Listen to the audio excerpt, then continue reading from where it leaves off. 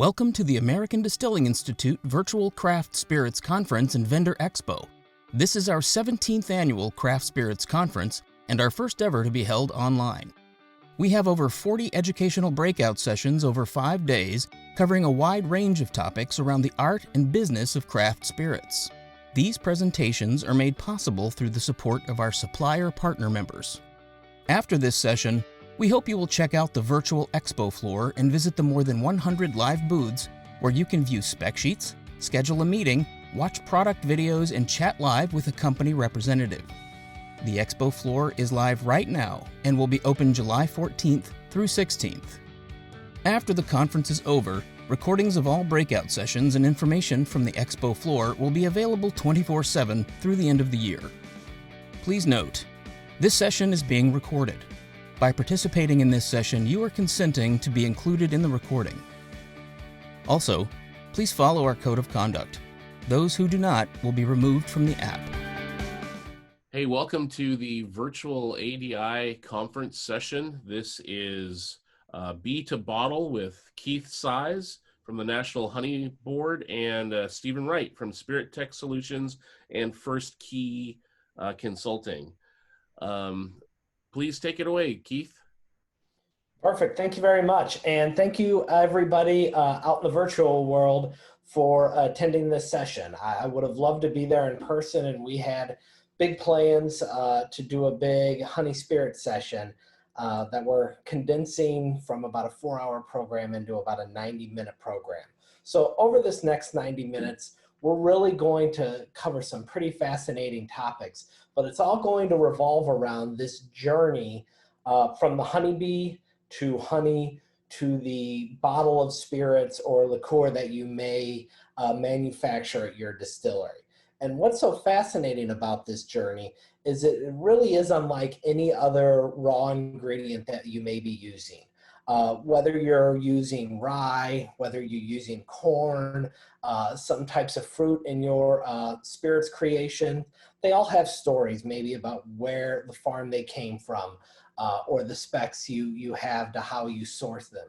However, whenever you talk about using honey, it's really a story of a raw ingredient that consumers respond to and absolutely love. And we're going to trace that whole process from how honey's originated to how honey is used either as a sweetener in spirits or as a fermentation substrate. Real quick before we get started, a little bit of information about who the National Honey Board is. We're an industry-funded agricultural group.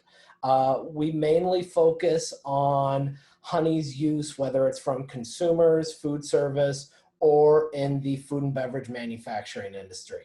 My specialty is with brewers and distillers, and I've spent a better part of the last 9 years talking to brewers and distillers about using honey in their products. Whenever you talk about honey's use, if you talk about honey's use in the alcoholic beverage category, it's extensive. Dates back 9,000 years ago to China, and actually the first creation of alcoholic beverages in general. It was a thought that a honey comb sat out in the rain, the bees abandoned it, and next thing you know, that honey starts fermenting because honey is a highly fermentable substance. So that honey starts fermenting and creates an alcohol. Over the years, that was turned into mead. Then they started using honey in beers and honey in spirits as well.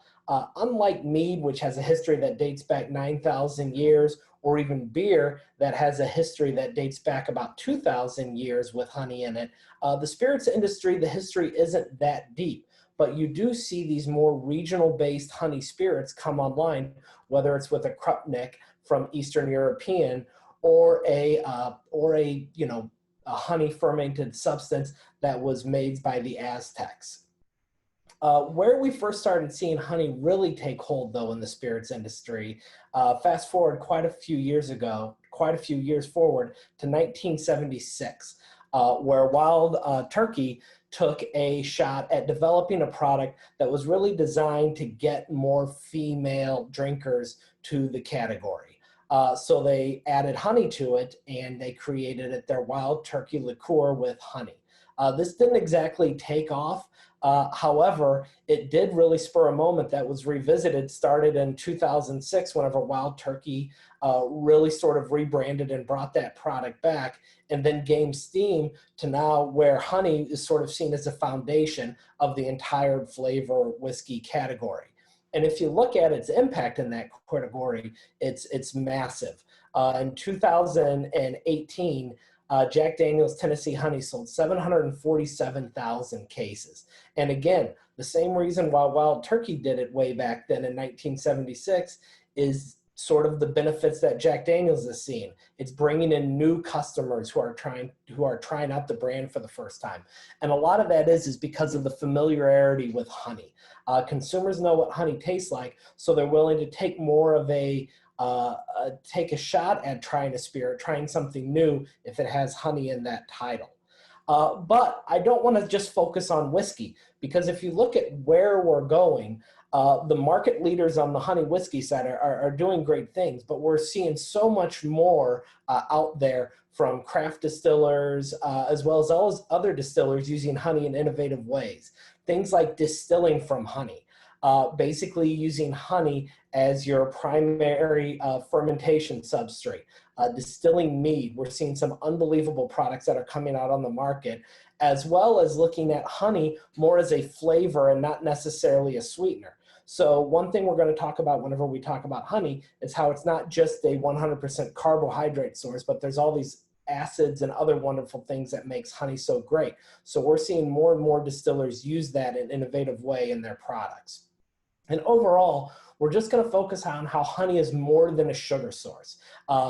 Think of it more as sort of this story, this amazing ingredient that you have at your disposal that has such a great history. And it all starts over 100 million years ago to Patagonia, where just recently this year, they found the first evidence of honeybees and honeycombs.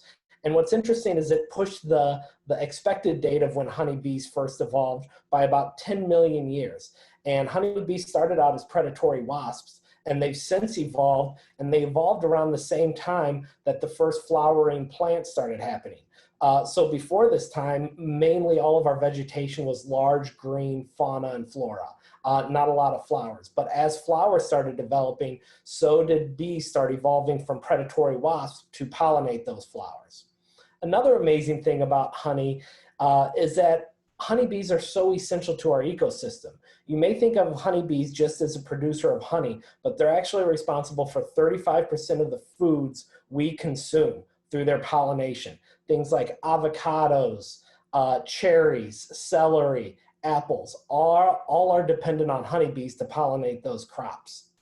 And honey is also unique because it's such a highly complex substance. Again, it's not a pure carbohydrate source. Instead, it's carbohydrates, minerals, vitamins, prebiotics, acids, all these things that make honey unique, but also so simple because it's made by bees, not processed or made by machines in any manner. And the last really unique thing about honey is it's so diverse. Just like sort of wine, how there's different varietals of grapes, there's different varietals of honey. Over 3,000 worldwide, all dependent on where the bees forage for nectar. If you look at those two pictures, you may think, okay, those are two very similar white flowers. They probably produce a similar looking and similar tasting honey, but they couldn't be further apart. That on top is a buckwheat blossom. So this is from buckwheat, which is a commonly grown crop here in the United States. The honey that bee produces by foraging on that nectar is very dark, almost motor oil-like, and has really earthy, funky notes to it. Whereas on the bottom is meadow foam from the Willamette Valley of Oregon. And that's a white flower too, but it produces this light, almost water white colored honey that really tastes like toasted marshmallows. It's got burnt sugars, it's got vanilla, it's got caramel notes, all these wonderful things that we love about a toasted marshmallow just from foraging on this flower. So those are just a little sneak peek of what we're going to be talking about in this journey as we go from bee to the bottle. And it really all starts with the bees, who are the most amazing insects you'll ever find. As I stated earlier, they evolved about 100 million years ago from predatory wasps. And the things that a lot of people don't know about is they're not native here to North America. All honeybees are native to Eurasia continent, and they've spread basically all over the world based on as other human travelers went from continent to continent. Now you can find honeybees in every single country. The only place you can't find honeybees is Antarctica. That's just because it's too cold. What's unique about honeybees is there's over 20,000 different types of species of bees. But to truly be considered a honeybee, there's only 7 species of those. And all those 7 species have a few things in common. The first thing is they have a secondary stomach, or what's called a honey sac. And this is a place where they extract the nectar and put it immediately in this secondary stomach, and that starts the conversion of nectar into honey based on all these enzymes that are in that honey sac. What also makes honeybees unique is they build and live in colonies just like ants or termites. And then finally, obviously, honeybees have the ability not only to make honey, but to store honey. Because whenever you think of honey, honey's not only food that we eat, but it's their food that they eat inside the hive.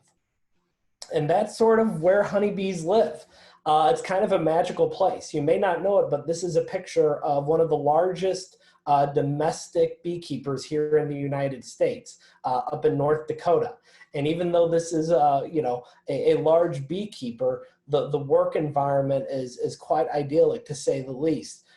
Whenever you think of how honeybees live, we talked earlier about how they live in colonies. Each one of those vertical boxes is considered a family of honeybees.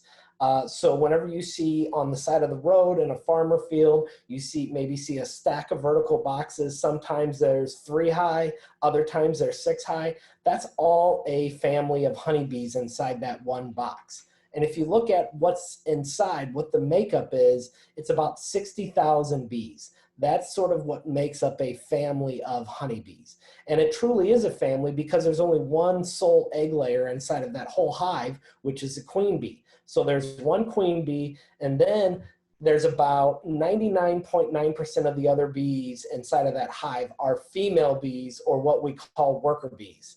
And then there's a couple hundred drones, which are the male bees, depending on the season and what they need from the male bees.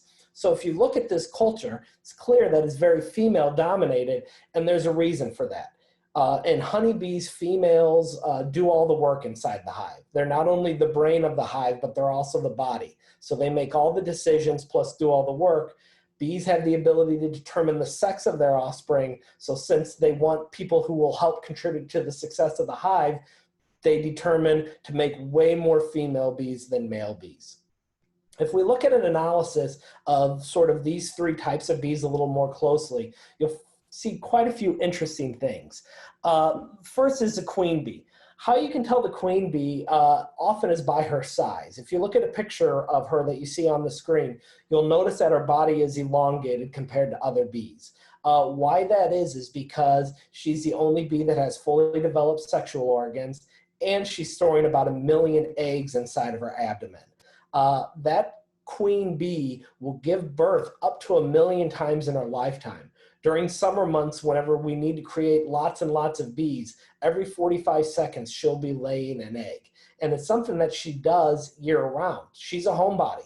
She's never going to leave the hive other than one time whenever she mates with drone bees. And whenever she mates, she leaves the hive, flies away from her own hive because she doesn't want to mate within her own family, releases a pheromone that attracts male bees from all over. She's going to want to mate with as many as possible because she wants as many eggs as possible, as well as a diverse line, which makes for a stronger beehive. Now, she'll fly back to the hive, and again, her job is to lay eggs. The female bees, the worker bees, make sure she's doing her job by forming a retinue around the queen at almost all times. That's that sort of circle of bees you see around the queen in that picture. What they're doing is making sure she's doing her job. So they're feeding her, they're grooming her, they're making sure she's taken care of, because if she stops laying eggs, then the colony has a chance to start dying. However, bees do have the ability to make new queens. So why they would want to make new queens is basically because their existing queen has a disease, maybe she dies of an illness, or because she gets old and she stops laying eggs. So what they'll do is they'll feed a little baby bee larva the substance called royal jelly for 16 days. All bees get royal jelly for 4 days, but if they feed it for 16 days, then that bee inside there becomes a queen bee. Now, whenever they decide to make a new queen, they'll generally make about 3 to 4 at a time because they want to ensure a queen comes out. Since there can only be one queen, though, as soon as that queen exits, the first thing she does is attack the other queens who are still developing inside of their cells and kills them. Then she'll go after her mother and most likely kill her mother and take over the hive. It's a pretty brutal world, but this just ensures that bee colony continues to perpetuate. That's what a queen cell looks like. It almost looks like a peanut that extends from the hive. And then you'll see, the reason why they make it is basically they need a new queen. And then some circumstances, the hive is so crowded that the new queen or the old queen will take about 15,000 bees and form a new hive, which is called a swarm cell. The drone bees is who we're going to talk about next, and these are the male bees. There's not many of these in a beehive, and that's basically because they don't perform a lot of functions. They don't have stingers, so they can't protect the hive, and they don't forage for nectar, so they can't feed the hive. Their sole goal really is to mate with the queen, which if they're successful, it kills them instantly. So it's quite an interesting life as a male bee. All they do is sit around, eat food, hope for the chance to mate, and if that happens, they're dead instantly. If they don't mate and they make it to the end of the year, what's going to happen is once the weather starts getting colder, the bees go inside to basically protect their queen. There's no food outside because flowers have stopped blooming. So they know the male bees are only going to eat all their food. So they'll drag the male bees out of the hive, throw them on the ground, and basically block the entrance so the male bees can't get in. So they basically kill all the male bees at the end of each year so they don't stay in the hive and eat all their food. And like I said, the ones who do all this work, who make all the decisions, are these female bees. What's interesting about the female bee, besides their tireless work ethic, is that the work they do and their role inside the hive is purely determined by their age, something called age polyethism. And what that means is whenever they're born, based on how old they are, is what function they're doing. So whenever they're first born, they get the worst jobs in the hive. So they're cleaning out the hive, they're feeding the baby bees, they're taking care of things. Then they become builders, where they're building honeycomb, they're filling in holes in the hive with a substance called propolis. Then they become guard bees. So they protect the hive. And then finally they reach the peak of the bee world, which is a forager. And whenever they forage, that means they're bringing food back for their family. So they're leaving the hive and they're foraging for 3 things: nectar, which is a carbohydrate source, pollen, which is their protein source, and water. All these things they bring back to the hive to feed their family. And they communicate to each other through something called the waggle dance. And if you look at science and the history of languages, outside of humans and chimpanzees, bees are the only form of insect or animal that has been known to have a communicable language about food. And it's this thing called the waggle dance, where they do a figure 8 pattern that's tilted at the angle of where the food is. So whenever a bee finds a good source of food, they're able to extract nectar and then go back to the hive and look at where the food was in relation to the sun and do a dance that shows all the other bees where that food is. So it's a pretty amazing sort of what's buzzing around inside of the hive, but where sort of that action all takes place in the honey production is outside of the hive. And it all starts with the flower. And if you look at the whole chain of how honey is created, there's hardly any human hands laid on it. There's definitely no manipulation or machining of honey. The only thing beekeepers do is basically protect their hives, so they only take the honey that they know the bees aren't going to consume. The bees are going to continually produce honey. They'll produce more honey they can ever consume. So the beekeeper's job is to basically take the honey that's in excess of what the hive needs and extract that as carefully as possible and then put it in a bottle or a barrel or a tanker truck that can then go to your distillery. So these are the 5 steps, and we're going to talk about each individually. It all starts with the flower, and this is where that nectar is. So the bees go to the flower, they visit it, they extract the nectar. As soon as they extract that nectar, they're able to tell what the quality of nectar is. So is it a good source of nectar? Is there plenty of it? Is it worth the distance I traveled to extract this nectar? If it is, then they immediately start going back to their hive. Now, once they put it inside of their honey stomach, it's got these enzymes in it that are starting to break down that nectar into simple sugars. And it's all through this amazing process called sucrose hydrolysis. And it's really where you have to look at the bee not as an insect, but almost as a little miniature chemist.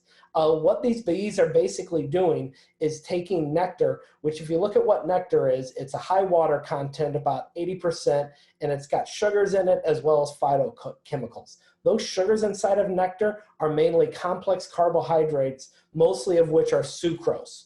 What that enzyme inside that honey stomach is invertase. And what invertase does is it triggers that chemical reaction, so it's breaking that sucrose down into simpler sugars of glucose and fructose. Now, it does this in sort of a magical way that happens as the bees start traveling back to the hive, but it doesn't stop there. Once the bees get back to the hive, they actually regurgitate that nectar from one bee to the next for about 20 minutes. Throughout this process, each bee is taking it in their mouth, chewing it a little bit, introducing new enzymes, as well as dehydrating that nectar out a little bit. Once, after about 20 minutes, they're done with that process, it's deposited inside of the little hexagon honeycomb thing that you see in a frame that you pull out of a beehive. At this point, it's still not honey because the moisture content is going to be around 60%. What it is it's still a nectar-rich substance that is going to spoil or ferment pretty easily because of its moisture content is pretty high.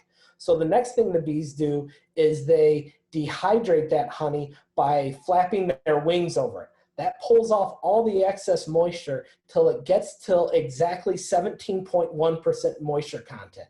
At 17.1% moisture content, the honeybees automatically know that this is a stable ingredient that will not spoil. Once that happens, they go, okay, we've got our honey, and they put a wax cap on it to preserve it until they need it over the winter. So the beekeeper steps in and their honey is already created. They don't have to do anything but extract that honey, which they do either on a small scale with a big knife that plugs into a wall. It's a heated knife and it just melts that wax cap right off. And then it's put in a centrifuge and spun and then put in a bottle and delivered to your distillery. Here's a few pictures of it. Again, this is one of the largest apiaries in the country and extraction facilities, and they're still pretty small operations. So what you see here is the removal of the honey supers. So these are the frames that don't have bees in them. They've smoked out the bees to where they go in other parts of the hive, and they've pulled these frames which just contain honey in them.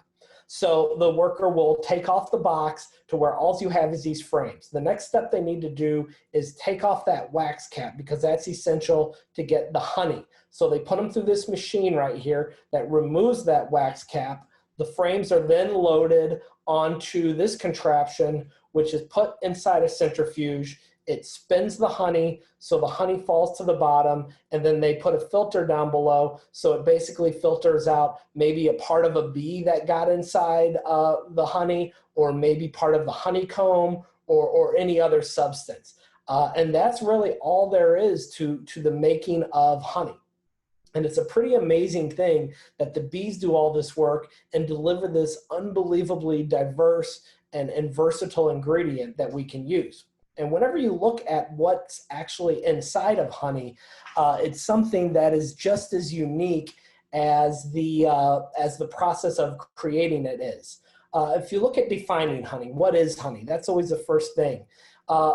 We always like to say there's three kind of definitions of honey. If you're looking at the official definition, what Codex Alimentarius says, it's a pure substance. It's something we derive from bees. There can be no food additives nor any manipulation of the ingredient whatsoever. The technical definition, if you're into the science end of distilling, is it's this complex supersaturated liquid that has more than 181 components. So everything like minerals, enzymes, acids, all these things are amazing that are inside honey. And if you look at the inspirational, it's just honey. It's this wonderful ingredient that's created in nature and made inside of a beehive. If we break down its chemical composition, what we're going to see is a heavy mix of carbohydrates, mainly fructose and glucose. Takes up about 82% of what honey is, 17% is moisture. So if we actually remove that moisture from honey, take that out of the equation, you're going to get a substance that's about 99% carbohydrates. But what's unique is it's not just one type of carbohydrate. Fructose and glucose are the main ones, but then you also have a lot of trisaccharides, higher carbohydrates, maltose. You do have a little bit of sucrose. But then you also have 1% of acids, minerals, vitamins, yeast that give honey sort of all these amazing flavors and complexity beyond just the sweetness. All this thing combined, mainly the supersaturated substance that's a high source of carbohydrates, is really what gives honey its unique properties. By that, the viscosity of honey, its stickiness, the fact that it is a very high density ingredient, as well as its ability to be humectant. Honey is a very humectant ingredient, meaning it's going to pull every ounce of moisture it can from the air, which is why if you have a jar of honey or a barrel of honey and you leave the lid off, it's going to eventually start pulling moisture into it, change the moisture content to where the yeast, the bacteria can start thriving inside the honey and kickstart fermentation. If we dig deep into the various components, obviously we start with the main one, which is the sugars or the sweetness of honey. As I said earlier, honey is so complex because it has so many different types of sugars inside of it. Fructose and glucose are the two main ones, and that's what gives honey its sweetness, which is generally 1.1 to 1.5 times sweeter than sugar.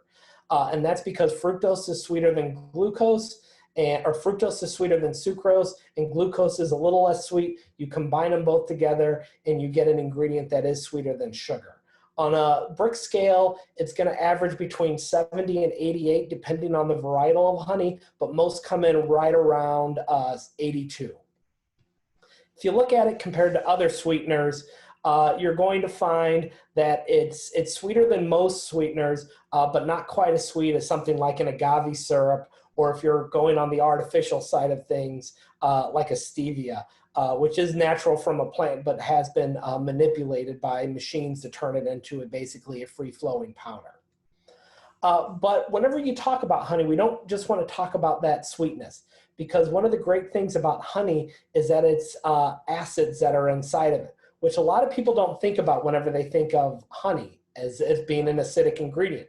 But if you look at the pH scale, all of you will be familiar with that. The lower the number, the more acidic something is. So we go everything from battery acid, which is highly acidic, to drain cleaner, which is highly alkaline. So where would you think honey would fit in on this pH scale? Surprisingly, it's right between vinegar and tomatoes. Honey has this acidity of 3.9, which means that even though it makes up less than 0.5% of the solids, its contribution to the flavor of honey is immeasurable. It's something that gives honey a tartness, a freshness that other sweeteners don't have, where they just hit you over the head with kind of that brute sugar.